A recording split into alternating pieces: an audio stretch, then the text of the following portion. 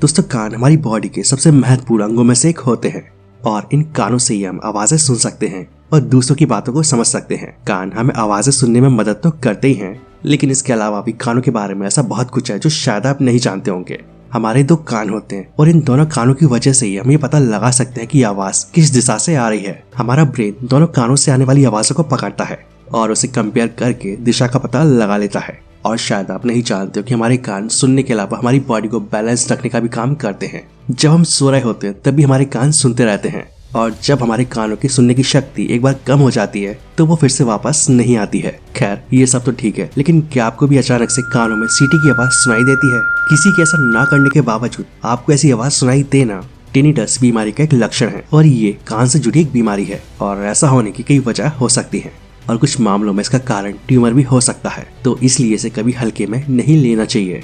कानों में अचानक से सीटी की आवाज सुनाई देना एक बीमारी भी हो सकती है और वैज्ञानिक भाषा में से टिनिटस कहा जाता है और ऐसा होने पर ज्यादातर लोगों को सीटी की बजने की आवाज सुनाई देती है। हालांकि कुछ पेशेंट्स को अलग तरह की आवाजें भी सुनाई दे सकती हैं, जैसे कि अचानक से कुछ गूंजने या चीखने की आवाज आना।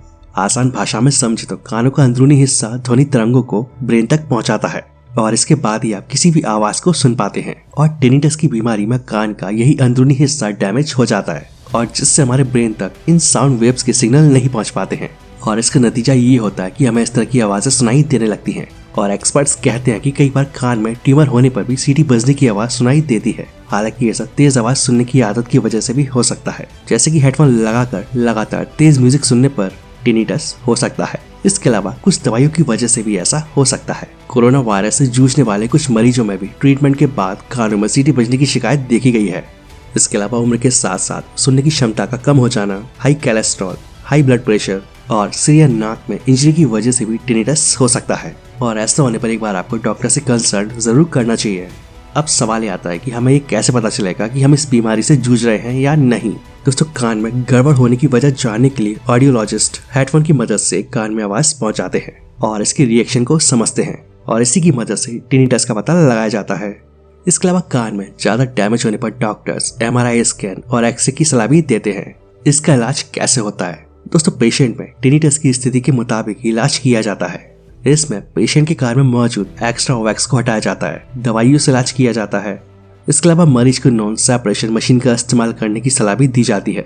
इसका इस्तेमाल करने से आवाजें या चीखें सुनाई देने की समस्या को कम किया जा सकता है और अगर आपको भी इस तरह की आवाजें सुनाई देती हैं तो इसे इग्नोर ना करें और ENT स्पेशलिस्ट को दिखाएं, जिससे कि इसकी सही वजह को समझा जा सके। चलिए अब आपको कानों के बारे में कुछ ऐसी बातें बताते हैं जो शायद आप नहीं जानते होंगे। हमारे जो कान के पर्दे होते हैं वो 0.7 इंच चौड़े होते हैं। 85 डेसिमल या इससे ज्यादा के साउंड से हमारे कान के पर्दे फट सकते हैं। हम सिर्फ 20 हर्ट्ज से लेकर 20,000 हर्ट्ज तक का साउंड सुन सकते हैं। हमारे कान में 3 सबसे छोटी हड्डियां होती हैं, इनकस, मेलियस और स्टेप्स, और इसमें स्टेप्स सबसे छोटी हड्डी होती है।